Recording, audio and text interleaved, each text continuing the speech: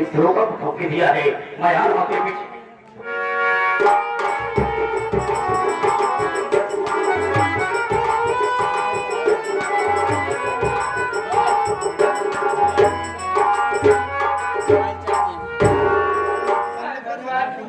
न जाने क्या हो गया, अभी मेरा देवर वापस नहीं आया और मेरे बच्चे की बहुत तबीयत खराब है। मैं क्या करूँ?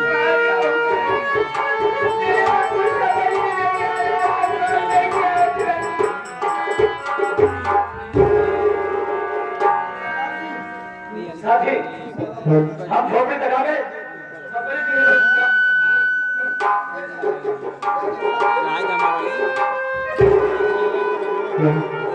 देखो साथी, ये बंदूक संभालो और देख रहा हूँ झोपड़ी के बाहर एक औरत दिखाई दे रही है। अगर ये बंदूक को देखेगी तो डर जाएगी और अपने घर में ये छुपने नहीं देगी।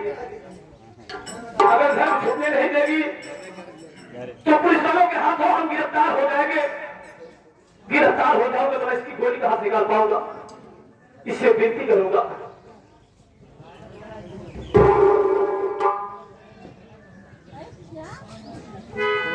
हे भगवान मैं क्या करूं? अरे ओ बहन, अरे ओ बहन, क्या बात है? बहन मैंने तुम्हें बहन कहा है तो तुम पे झूठ नहीं बोलूंगा। मैं पैसे से एक डाकू हूँ। डाकू और पुलिस वालों के बीच मुठभेड़ हुआ। दोनों तरफ से बराबर गोलियां चलने धारियां हो रही थी और अचानक बीच में ये पागल आ गया और गोली का शिकार ये बन बैठा। इसलिए तुझसे विनती कर रहा हूं बहन, मेरे पीछे इस वक्त पुलिस पड़ी हुई है। हो सके तो मुझे अपने घर में छुपा दो ताकि मैं पुलिस वालों से बच भी जाऊंगा। अगर मैं पुलिस वालों से बच भी जाऊंगा तो इसकी गोली भी निकाल दूंगा। इतना एहसान कर दो बहन, तुम्हारा ये एहसान, तुम्हारा ये उपकार उम्र तक नहीं भूलूंगा। भैया, ये आप क्या कह रहे हो भैया? आप डाकू हो भैया? मैं तुम्हें यहाँ छुपने की जगह नहीं दे सकती भैया। आप ना जाने कितने माँ बहने की इज्जत लूटे होंगे, कितने का घर उजाड़ा होगा भैया। मैं तुम्हें यहाँ छुपने का रास्ता नहीं दे सकती भैया। नहीं बहन, तुम मुझे जिसमें का डाकू समझ रही हो, मैं उसमें का डाकू नहीं हूँ। मैं तो धर्म और ईमान का डाकू हूँ। मैं किसी बहन बेटियों की आबरू को नहीं लूटा, बल्कि हर बहन बेटियों को अपनी बहन बेटी समझता हूँ। किसी गरीब का घर नहीं उजाड़ा, किसी बच्चे को यतीम अनाथ नहीं किया। बहन, जो हालात मजबूर होकर बंदूक उठाया हो, भला वो ऐसा कदम कैसे उठा सकता है? मेरी मजबूरी समझो, मुझे इसकी जान बचाना है तो अपने लिए नहीं, जब ये रिश्ते में मेरा कोई नहीं है, ये हमारे कोई पहचान का नहीं है, हमारे घर का नहीं है, लेकिन एक इंसानियत के नाते में इसकी जान बचाना चाहता हूँ। इतना एहसान कर दो, मुझे अपने घर में छुपा दो। ठीक है भैया, अगर आप कह रहे हो मैं अपने घर में आपको छिपने जरूर जगह दूंगी भैया। तुम घर हो गए, तुम रहा हो, तुम पुलिस वाले को संभालना। मैं इस घर में छुप जाऊंगा तो सबसे पहले मेरे पास चाकू है, आपको जलाऊंगा और चाकू को लाल करके इसकी गोली निकाल दूंगा। शायद ये बच जाऊंगा। दिखाओ पुलिस वालों की हवाला करें, ये पुलिस वालों की हिस्ट्री जो है नहीं। ठीक है भैया।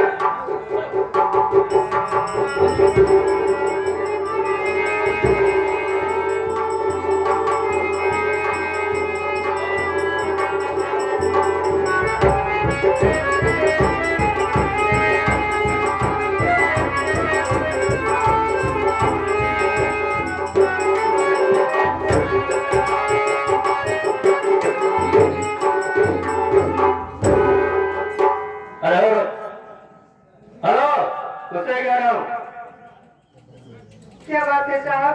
इधर से डाकू जाने देखा? नहीं तो साहब। नहीं देखा? नहीं साहब। है झूठ बोल रही है?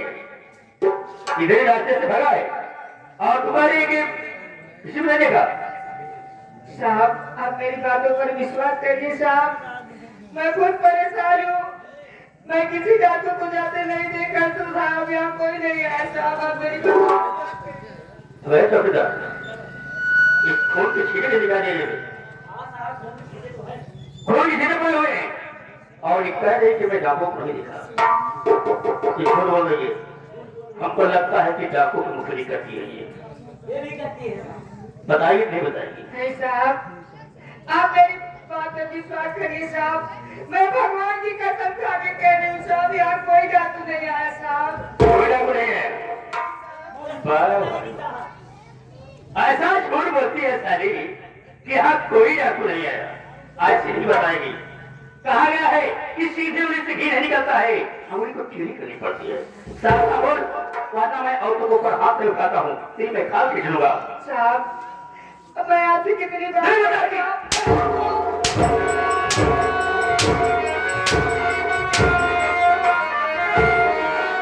क्या बताऊं, मैं जेल से रिहा हो गया गया तो सोचता था अपनी दीदी के पास जा रहा हूँ, अपनी खुशियां बांटूंगा। लेकिन आपकी क्या करें साहब, मेरी दीदी की कसूर क्या है? तो बता रहे हैं आप। जेल से छोड़ के आ गया? हाँ साहब। तू जेल गया था, चरस अफीम गांजा की तस्करी करता था और जेल से छूट कर आया तो तेरी बीवी यहाँ डाकुओं की तस्करी कर रही है। क्या कह रहे हैं आप? डाकुओं को घर में छिपा करके और अपना काम बना रही है। हरामखोर, आज मैं तेरी भी खबर लूंगा, क्योंकि पहले तो चरस अफीम गांजा बेचता था। नहीं साहब, और ये गलत हो रहा है, बिल्कुल गलत कर रहे हैं आप। मैंने कुछ नहीं किया, मेरी दीदी ने कुछ नहीं किया है। मैं गलत कर रहा हूँ? झूठा इल्जाम लगा रहे हैं।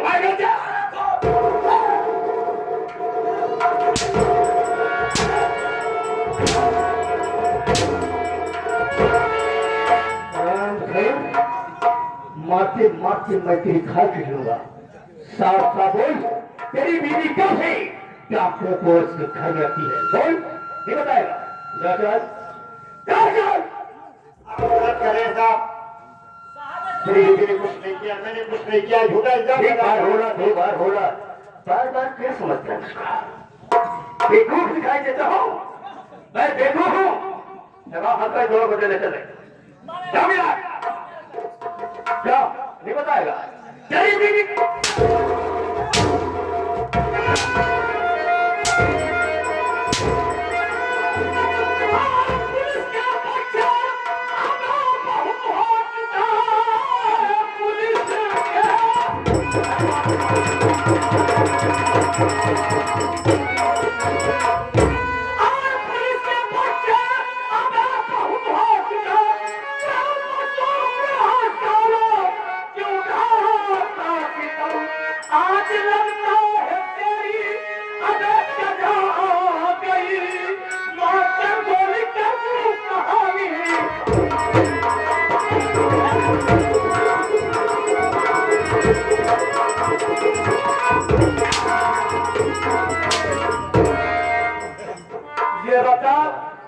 वर्दी का रोग जमाता है, बेबस लाचार मजबूर इंसान पे सारे जुर्म उठाता है। आखिर इनका कसूर क्या है? इनकी गलती क्या है? क्या खता किया वो? अबे रहमान, हमेशा साला इनका कसूर क्या है? मेरे सवाल में इनका कसूर ही है। मैं जो पूछ रहा हूँ, जो मैं सच्चाई पूछ रहा हूँ, उसके लिए इनकार कर रही है। और आज सच्चाई क्या लगा है? हम देखे लगा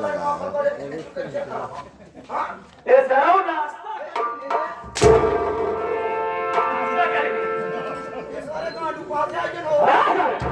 हम पैसे से डाकू है। अबे साले हम डाकू है। हाँ,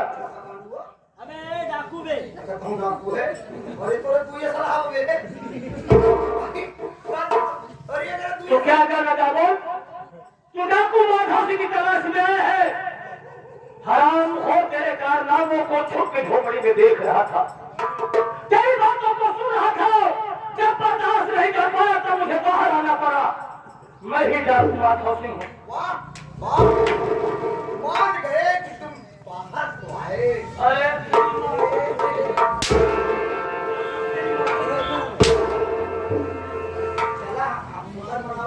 बाहर निकल जाएगा क्या बे? साले में तुम लोगों का जुर्म बढ़ेगा, जब अत्याचार बढ़ेगा तो सारे तुम लोगों को मिटाना भी जरूरी पड़ेगा। हाँ? साहेब हो ये सुना हंस गए एक दोनों जनी अबे मुझे पहचान आई, बता मेरी टाइटल भेड़िया। दोनों जनी है क्या मुझे नहीं पता कि लेडीज एंड जेंट्स मार खान सब भूल जाएगी साला मार मुझे पहचान रहा है। पहचान इस चेहरे को गौर से देख, मैं कोई क्या नहीं, मैं वही मनोज कुमार हूँ, हरामखोर। उस दिन तेरे पैरों पे गिर के गिड़गिड़ा रहा था, तेरे कदमों को चूम रहा था, विनती कर रहा था, मिन्नत कर रहा था कि साहब तो मैं खूनी नहीं हूँ, हमने खून नहीं किया है, लेकिन मेरी बातों को तुमने सुना नहीं, हरामखोर। मेरे हाथों में हथकड़ी फिलहाल में मुझे जेल भेजा हुआ है। आज तुझे दरिद्रों की वजह से आज मैं कानून का बागी बना। हाँ? साले पे चूर में ढा रहा है। देखो हाँ, जो भी कहता था तू पब्लिक सर्वेंट है ना, वही में करता था। पब्लिक सर्वेंट किसके इशारे पे काम करता था बोल? जो आपके गांव का जो चौधरी है उसकी साइड में काम करता। चौधरी साहब कहते कि अपना हाथ पांव काटा तो ऐसा कर सकता नहीं करेगा ना?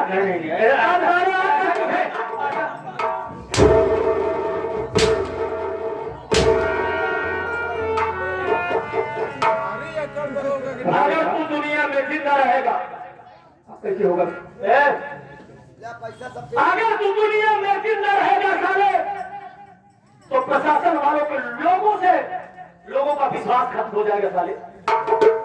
तू जैसे दरिंदे रहेंगे, वासिम छुटे भेड़िए रहेंगे साले। एक मौका तो धरने का दे दो मुझे, नहीं मुझे जिंदगी से बहुत प्यार है। अरे तेरी माँ का क्या है साले, ताजू का साधु। अगर तू दुनिया में जिंदा रहेगा तो सारा तेरा आतंक बढ़ता रहेगा। लोग अपनी फरियाद लेके आते हैं, इंसाफ करने के बजाय ऐसा ताजा है, ऐसी गति नहीं करते रहता है। अब जो है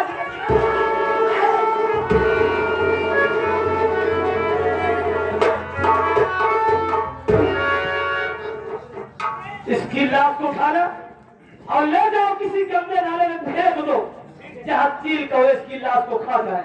समझे? भैया आपका बहुत बड़ा एहसान है भैया, अगर आप ना आते न जाने क्या हो जाता। हमने कोई एहसान कोई उपकार नहीं किया, बल्कि जो एक इंसानियत का फर्ज होता है हमने उसे निभाया है। वैसे भी इस घर का मैं ऋणी हूँ, कर्जदार हूँ, क्योंकि जो इस घर की देवी है वो मेरी धर्म की बहन है। मैं तो जानता नहीं कि आप भाई कौन। आप मुझे नहीं जानते हैं, ये मेरी बहन है, मैं उनका पति हूँ। आप बड़े ही महान हैं भाई। भैया मैं आपसे सच बता रहा हूँ, मुझे भी ये कमीना जबरदस्ती फंसा दिया था, जेल में था मैं।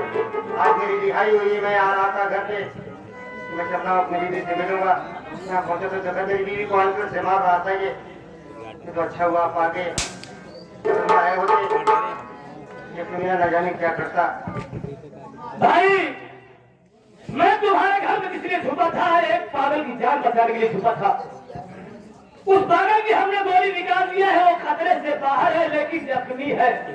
अगर देखना चाहते हो तो मैं साथी है, साथी जिस पागल की हमने गोली निकाला है जरा उसे लाओ। चौधरी से जल्दी चलो का मारा ही करना चला जो मिट्टी को मार ना पाओ। अच्छा